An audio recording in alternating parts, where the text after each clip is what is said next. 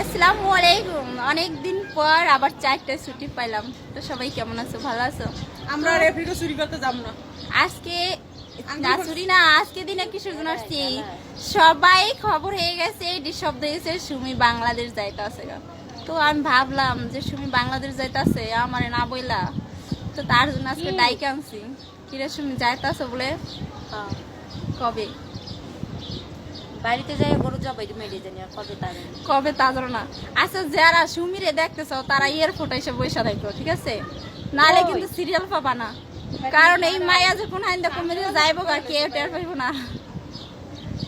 আমি তোর অবস্থা এরকম কা না। সবচেয়ে একটা সুখবর আছে জানো, মিম কিন্তু ফেসবুকের থেকে টাকা উঠাইতে আছে সুমির আর আমার আগে। তো আর কি পার্টি দেওয়া উচিত না? পার্টি দেওয়া উচিত না? ওই আপনি এই প্রথম টাকা দিয়া মিমে যে টাকা পাবি সব আমাকে রেস্টুরেন্টে নিয়ে যাবি, ঠিক আছে?